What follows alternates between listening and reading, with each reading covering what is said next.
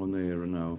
So we're supposed to speak today about the beginning of the World War II that started in 1939, and the events in the homeland and the diaspora, the Russian Church. In 1938, on the whole territory of the Soviet Union, right, which I mean, Russia, and this territory was larger than contemporary Russia, no single monastery existed. Basically, church life only existed in ghettos, in the sense that there were pockets of church life here and there, but there were vast territories totally uncovered by churches. So to baptize children, you would have to make arrangements somewhere and take your child there. Plus, you may be haunted, like my mother-in-law was. You can be haunted by vigilantes who would, while baptism was performed, that's what she was remembered. There were people going around and swearing and saying various things, basically aggressively interfering with the rite. So that was the situation, right? Remember that in 1939, there was a spark between Russian Foreign Minister Molotov and the German one, and Poland was partitioned. The number of parishes increased 100-fold in the whole Russian Church, right? Those parishes were not closed immediately, as far as I remember, right? There was church life, there were hierarchs. In Baltic, there were hierarchs in Poland. The Russian Church abroad was considered by the German Reich as the official Orthodox Church of German Empire, because they decided to give the status to the Russian Church abroad because it was conservative, and also a refugee church, didn't have connections with any government, unlike the Church of Metropolitan Evlogi. Remember, I talked to you last time that Metropolitan Evlogi had majority of his parishes in France, and France was an enemy of the Nazis Germany. So they opted out Metropolitan Evlogi. But he also had parishes. In those parishes were not really forced, but I mean strongly encouraged, let's put it this way, to join Russian Church abroad, especially since it had now this status that church in Russia didn't have. And that was a big point when the cathedral was consecrated in 1938. Metropolitan Anastasi, he came from Belgrade to thank German government, right? And again, German government was government elected by the people of Germany, minus those manipulations, but still sort of majority of people. That's why German people are so, how to say, remorse about this, that Hitler came as in the result of elections in Germany. So it was the government that had diplomatic relations with most of the countries, and even held Olympic Games in Germany. So when Metropolitan Anastasi came to Berlin in 1938 to consecrate that cathedral, Resurrection Cathedral, he was given a speech that was prepared by the head of the Russian community in Berlin, General Biskupski, who was a member of the Russian Nazis Russian section, I probably would say, Russian section of the Nazis party. So, and he didn't really like it, but again, as an authoritarian state, it was already approved and so on, and therefore he ended up reading the speech where it was written that all people in Russia, or like the best people in Russia, looked in Hitler as a liberator and stuff like that. So, and we still have to explain it. And it was unfortunate, I think, straightforward. I don't think there are various ways to explain it, as I mentioned, that it was given to him and so on, but I think it's still unfortunate. So at the same time, right, the Nazis government gave the Russian church building. And again, it was a huge selling point to say that, look, in the Soviet Union, they are demolishing churches. And look, here is the government giving the whole church sort of to the Russian church. Plus, after World War II, all Nazis' laws, they were pre-illustrated. They were checked against specific Nazis ideology. And the fact that the Russian diocese received these regal rights from the Nazis was not a red flag. So the Russian church abroad in Germany still enjoys the status of the corporation that was giving, and it's not that easy to obtain in Germany, at least was not that easy to obtain in Germany as maybe in other countries. So, and it's they left it.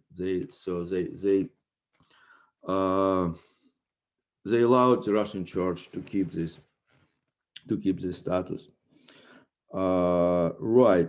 So this is kind of complex dynamics. And then think about, so the Russian emigres received this church in 1938. Next year, Nazis and Bolsheviks are friends forever. How should Russian political refugees feel themselves now? They were not really allowed to speak against the Soviets in Berlin. Okay, so like they had to keep a little bit like low profile. That's history for me. It's really not something that fits one agenda, one story. It's really very controversial, and it's normal for history to be like that, like life is. So then when the Nazi Germany invaded Soviet Union, a parish of Moscow Patriarchate, those people who never agreed to join the Russian Synod, our church, right? They were allowed to continue their services through the war. A Moscow Patriarchate parish in Berlin, right? So because they were associated with a historian, with a polemicist, Stratonov, who was very, very adamantly against Russian Church abroad, believing it was a schism, right? And he supported Metropolitan Eleftheriy from Lithuania. Remember, I told you that most of the concentration of parishes in Lithuania, major concentration of Moscow Patriarchate parishes was in Lithuania. Nowadays, last time I checked, like, I don't know, 5 years ago, so there were 50 plus parishes in Lithuania, 50 something. There were probably more parishes, but keep in mind that Lithuania had a number of wars with Poland between two wars. And the capital of Lithuania, Vilnius, was annexed by Poland and was part of Poland until the Soviets took over and gave it to Lithuania, the way it is right now, right? So the capital of Lithuania was in Kovno, as it was in the Russian Empire known, or in Kaunas, okay? So Metropolitan Eleftheriy seat was in Kaunas. That was the capital of Lithuania. Right. Now, most of the Russian church abroad found itself on the territories controlled by Axis. Axis means Germany, Italy, and Japan, and their allies. Japan trying to expand itself, kind of Germany and Japan, they were late bloomers. They didn't have colonies, right, as other big boys did. So, and they tried to compensate by either moving in China or moving eastward. So if you think about the city of Riga, right, the city of Riga was founded in the 12th century by German colonists, and essentially in the center of the city, it has very strong German characters, and Germans present there until 1938, when they had to leave because Hitler called everyone home, since it would go under the Soviets. So And this was an idea to moving eastward and colonizing Slavic lands. So sort of making it a breathing space for Germany, for expanding. So and that was real politics under German invasion. And of course, it wasn't declared, but it was sold out as a crusade against Bolsheviks. And many Russian emigres, they happily bought into this, because now somebody meant business. Now somebody going into the Soviet Union fighting Bolsheviks. So it really resonated with all feelings, hopes of very many white Russians who wanted to continue struggle against oppressors of their country. But tragically, as it was with white terrorism, right, you kind of stop a train, check documents, and shoot people based on your visual assessment. Okay, this guy, he looks a Jew and he has like a communist ID. Okay, so he doesn't really deserve to live any longer, sort of things like that. But in fact, this man could be a good man and somebody who was helping many other people around. So kind of playing God is never a good idea. And the same thing happened here, in the sense that Germans had their own agenda, and they never allowed Russian church abroad to penetrate into occupied territory of Russia, of the Soviet Union, precisely because they didn't want Russian church abroad to spread its ideology, to support Russian nationalism in any way, because their major goal on the occupied territories was to divide and conquer, in sense of controlling and governing. And by treating Slavs and Russians as subhumans, as Untermensch, they very soon lost many potential allies. Because imagine that so many people suffered from раскулачивание. I don't know, Brat Ivan Nalitov, do you know раскулачивание? How would you say? Collectivization or what? It's basically taking away all of the possessions of the person. Right. That could be a livestock, land, grain. Yeah. In order to join a collective farm, right? So if people resist, they were forced to join forcefully Russian collective farms. And just imagine, there were children, there were orphans, there were people, again, deeply traumatized. That's what sort of drives me nuts about Russian history, when you see ongoing dramas for so many decades, right? So there were many potential allies. And again, people pictured Germans as they knew them during World War I. Sort of basically, they thought they're going to be, how to say, respectful, they're going to be Europeans. And like, I mean, on my Jewish part of the family, there are people who remember them from World War I in Belarus, and they didn't want to go anywhere because they thought, Germans, decent people, we speak kind of the same language with them. So, but it's were different Germans, and Germans, they followed orders. That's why those Nazis orders, laws, they were checked, because there were Nazis laws, not like they would act impulsively, but they act based on those laws that they adopted regarding Jews, regarding people whom they considered of second-class citizens, and so on.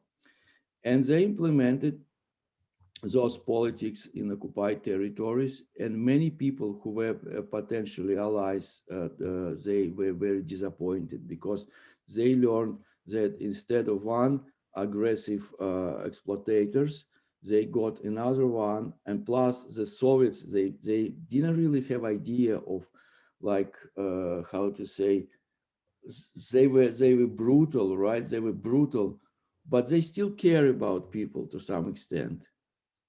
And now they would care about you I mean, in Gulag, probably not that much, but outside of this, now the Germans often would just care about you as long as you're able to build their anti-tank defense line, as long as you are capable of digging and so on.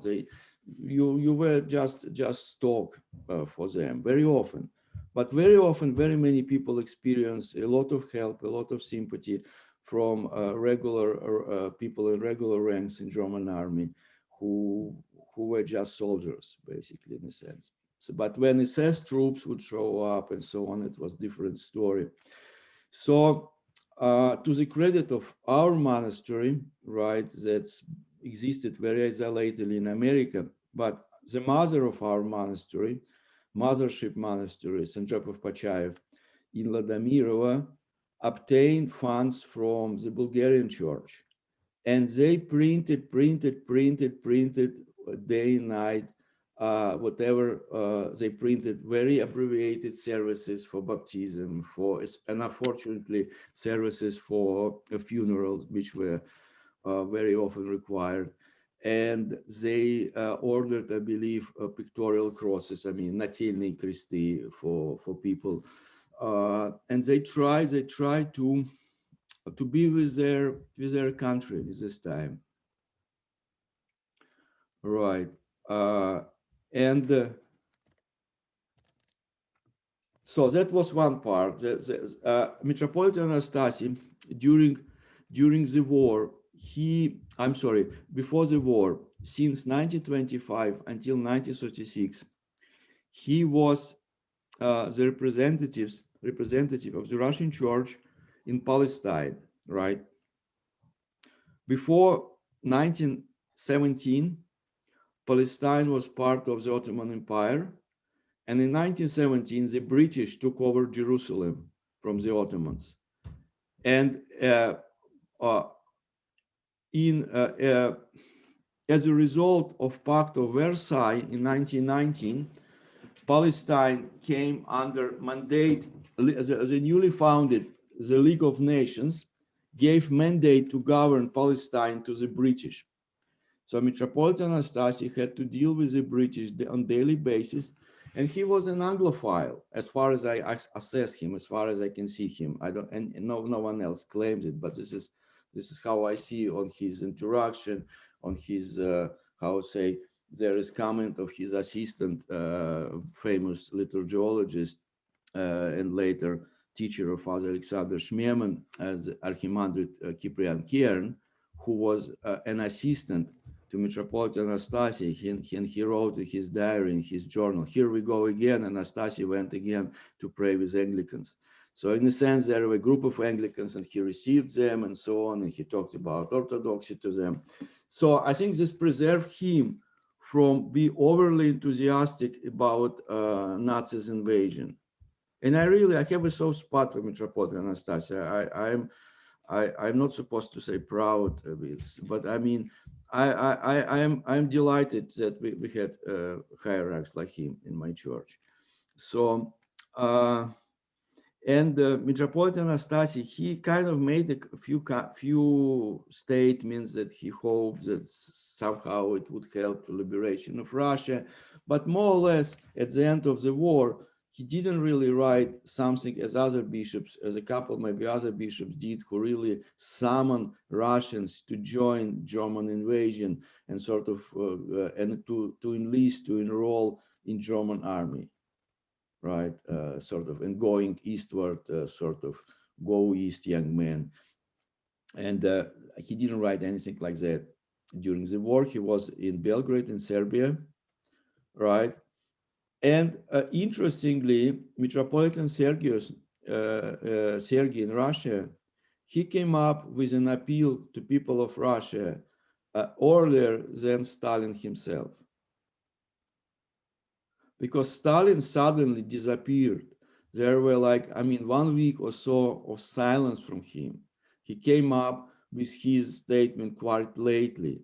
The Germans invaded 4 o'clock AM, June 22nd, 1941. So And Metropolitan Sergei, he came up with his appeal to Russian people earlier than Stalin. And you do remember how Stalin started his first line in his appeal. So I believe you do remember, right? And so he started. He pulled up his seminarian card from his head. So, dear brothers and sisters. So now here we go. Now you are brothers and sisters, right? I need you. I need you. I need all hands on deck. Not like, I mean, in 1937 or so. So, and war made things in Russia somehow easily. Yes, people still got arrested. Yes, people still got shot. Here, churchmen, I think we have new martyrs who were killed, and there were brutal executions of prisoners because they could not be evacuated or didn't want to evacuate them. So, but at the same time, everyone had now a goal to defend essential values, defend your own land from foreign invader. In this sense, sort of Hitler, how to say, unwillingly help Russians to get united. But of course, uh, when the war was over in 1935 and Russians were coming home, there was a song «Помирать нам еще рановато, есть у нас еще дома дела». So it's Brat Ivan Nalitov not with us. So it's prematurely for us to die because we still have unfinished business at home. And some people would interpret this, anti-communists would interpret this. I mean, you're precisely right, to take care of Stalin, you know, that's what you have to do, right? And when the war ended, for many people it became harder time because now the Soviet government started again purges. People would go from Germany straight into labor camps, right? People who were displaced by the Nazis, taking as labor force in Germany, they were under suspicion because until, I don't know until what years, but for a very long time there was a special question on all questionnaires. Have you ever been on the occupied territory? Did you have any relatives on the occupied territories? And the point of asking this, because you are not, various positions would be closed for you, like intelligence positions, a position in intelligence service, a position in some other maybe sectors would be closed for you if you have ever had anyone on the occupied territories, right? So kind of was stigmatized. And in 1943, Stalin worked during nighttime because maybe I think in 1943 they didn't experience already air raids from Nazis on Moscow. I don't think it really was that often but at that time. But 1943, I'm not sure exactly when a Tehran conference happened, when there was meeting between heads of the allies and in Tehran. But in the same year, in September, Stalin summoned Metropolitan Sergei Strogorodski to his night meeting. So, and he was fetched to Kremlin, and Stalin talked to him. And interestingly, sort of in bullying way, he kind of turned tables upon him and said, "But how come we have so few bishops? I mean, what do we do? I mean, you know, what situation with church? I mean, a little bit exaggerated, but sort of you could not really discuss how things were in reality. There are minutes of this meeting, right? That's how we know how it went. And basically, you cannot really start saying to Stalin that's because you are destroying the church and starting to, how to say, you kind of try to be constructive within the offer format of the meeting. And Stalin, I'm sorry, Metropolitan Sergei, he had already list of various suggestions, and Stalin would sort of go a few steps ahead. He would say, well, how about us to have maybe like some office? He said, why won't you just take the whole monastery in Moscow? And why won't you have your journal back, or why won't you have a council? So why we don't have a patriarch? So a number of list of these bishops' names was submitted to newly chief procurator. There was newly established office, Совет по делам религии, the Council for Religious Affairs. And the man Karpov, he was a former secret police officer who was known for brutal interrogation of people before, but now he was prohibited to act like that. He was purposely said, you don't do things like you used to do here as a job. No, you don't use the chair, to get confession from a man or whatever. Don't beat anyone with chair, with taburetka, as you will know, or something like that. Okay, with a little stool. So, and that was new life, new beginning. And bishops were collected, those who were alive, those who were alive. Some of the bishops who didn't recognize Metropolitan Sergei as a canonical successor, there were like 2 or 3 of them. They were not invited. They were left out of the picture. Either they didn't know about him or it was purposely done. But the Council of 1943 consisted of 19 hierarchs. It was nothing like was envisioned by the Council of 1917, 1918, because it was an open council. It didn't have lay people. It was Bishop Council, and that Bishop Council elected Metropolitan Sergei Patriarch, and next year he passed away. Okay, so next year he passed away. And the Russian Church abroad didn't recognize Metropolitan Sergei. The Nazis assisted bishops from Serbia and Central Europe to assemble in Vienna. So after Patriarch Sergei election, there was meeting of Rocker bishops in Vienna, and they were free to discuss things. And Father George Grabe wrote in his memories that the German officers wanted to present, and he politely asked him to leave the room.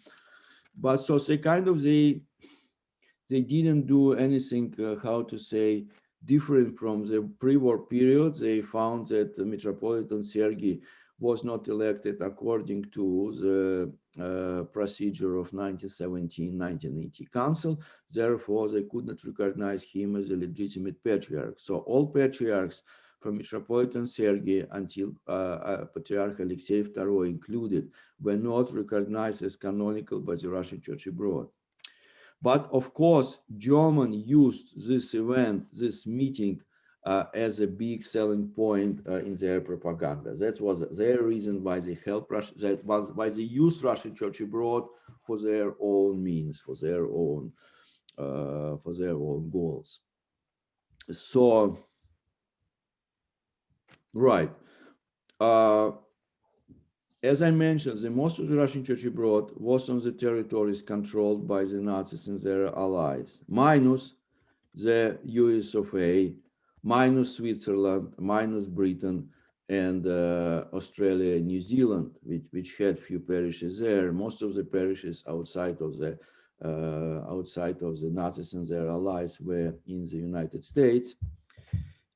And the parishes in England, for instance, they were during the war under the Bishop of Jersey City, who was no less than Archbishop Vitaly Maximenko, right? And same as Switzerland, they could communicate with Switzerland because it was a neutral country from America, and that's why monks from St. Job of Pachayev Monastery, from Ladomirova, end up in Switzerland when they started to move westward, when the Soviet army advanced, because of what they printed and because of their anti-communist position, and because many of them were in white army, they could not imagine themselves staying under the communist regime.